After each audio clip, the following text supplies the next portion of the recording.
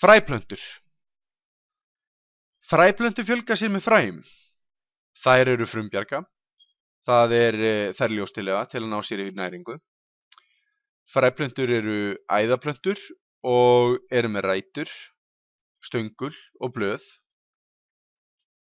Fræplöntum er skipt í berfrævinga, þar sem fræin eru ber, og dulfrævinga, þar sem fræin eru inni í aldinni, til dæmis.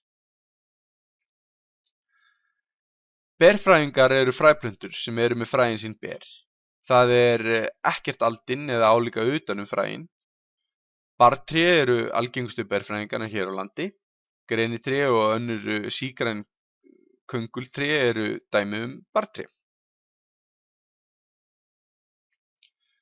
Dulfrævingar eru fræplöntur sem eru mjög fjölbreyttar að stærð og lögun, allt frá sóley, rós, jarðarberjaplöntu og eplatré.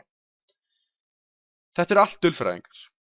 Blóm dulfrævinga eru þar sem skordýr, vindur eða fuglar bera með sér frjókorn frá frævli til frævu.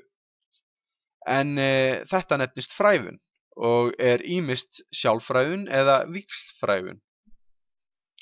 En sjálfrævun er þegar planta frjóvgar sig sjálf, en víxlfrævun er frjóvgun milli plantna. Eftir frjóvgun þá myndast fræið.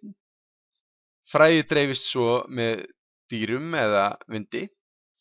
Ef allt gengur eftir spírar það og verður að nýrri plöntu.